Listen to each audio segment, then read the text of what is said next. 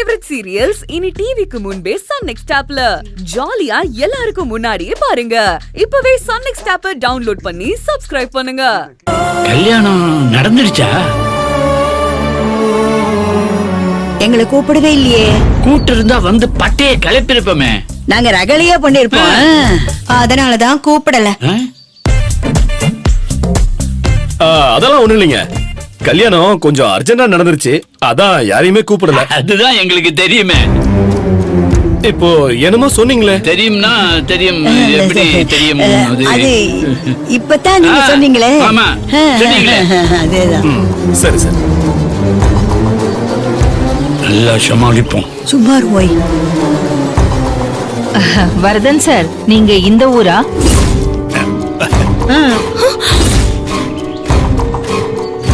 ஓ,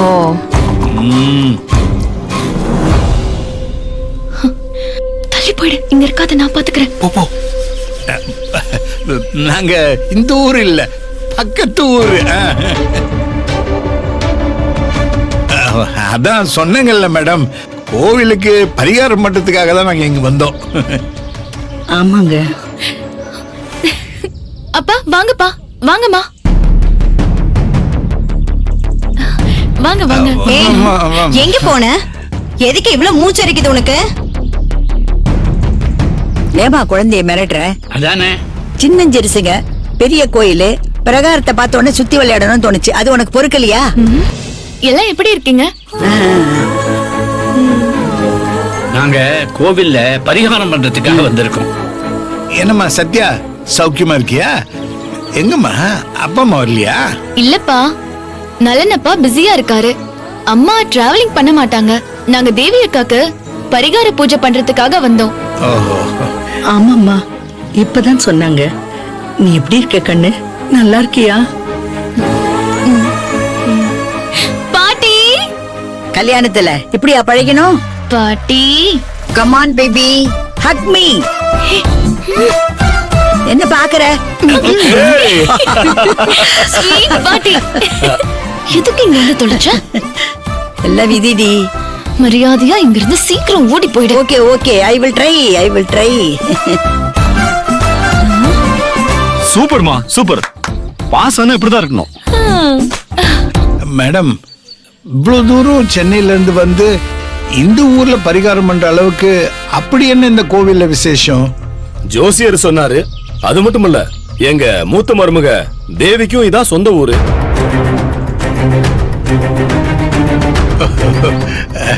அப்படிங்களா? இவ என் புள்ள அபிய காதலிச்சு கல்யாணம் பண்ணிக்கிட்டான்னு இவளோட அப்பா ரொம்ப கோபத்துல இருக்காரு. அதனால அவ அப்பாவுக்கு பயந்து அவர் யாரு, பேர் என்ன, அட்ரஸ் என்ன, எந்த தகவலுமே சொல்ல மாட்டேங்கிறா. ஓ,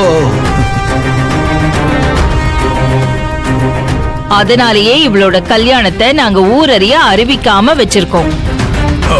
இவ அப்பா அம்மாவை பார்த்து பேசி அவங்கள சமாதானப்படுத்தி இவங்களுக்கு ஊரறிய கல்யாணம் பண்ணி வைக்கணும். அதுக்காக தான் நாங்க எல்லாரும் குடும்பத்தோட கோவிலுக்கு வந்திருக்கோம். பாட்டி, போய் அம்மாவை ஏதாவது சமாளிப்போம். அத்தை, என்னடி அத்தை சொத்த? காத்தால எனக்கு நெஞ்சு வலி மாத்திரை குடுத்தியா? மாத்திரையா? இல்லையா குடுக்கல. அதான் இப்ப பாரு, வலிக்க ஆரம்பிச்சிருச்சு. அத்தை,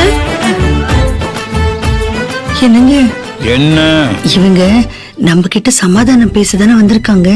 பேசாம நாம தான் தேவியோட அம்மா அப்பான்னு சொல்லி பிரச்சனையை முடிச்சிடலாமா? வாய் மூடு. இங்க என்ன நடக்குதுன்னு தெரியாம உளறி கொட்டாத. என்ன நடக்குது?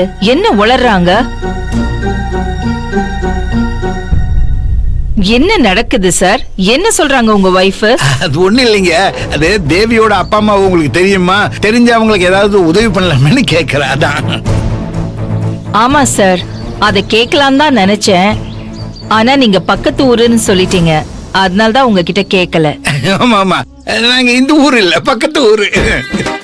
செல்வநாயகம்மா, நம்பிக்கையை இழக்காதீங்க. ஊர்ல 4 பேர்கிட்ட விசாரிச்சு பாருங்க, அட்ரஸ் யாராவது சொல்லுவாங்க. இந்த மனுஷன் வேற. பொண்டாட்டிக்கு நெஞ்சு வலிக்குது, உமக்கு ஊர் கதை ரொம்ப முக்கியமா? அம்மா, ரொம்ப வலிக்குதாம்மா? ஆமாடா ரொம்ப வலிக்குதுடா. எனக்கு தான். பக்கு பக்குறதே. ஐயோ பாட்டி நெஞ்சு வலிக்குதா? நீங்க சீக்கிரமா வீட்டுக்கு கிளம்புறீங்க. அம்மா மெடிக்கல் ஷாப்லயாவது ஏதாச்சும் பாட்டிக்கு மாத்திரை வாங்கி கொடுத்துருங்க. இங்க நின்னா இன்னும் அதிகமா பக்கு பக்குன்னது. தப்பா எடுத்துக்காதீங்க. பாத்து, பாத்து. பேச முடியுமா? சரி, பாத்து போங்க. சீக்கிரம் கிளம்புங்க. இப்ப அவங்க கிட்ட சொல்லிட்டீங்களா? வாங்க போலாம். அப்பா, நான் போய் உங்களை வழி அனுப்பிட்டு வந்துடுறேன். தாராளமா போமா, போய் வெளியே வாங்க அனுப்பிடுவோம். வாங்க சீக்கிரம்.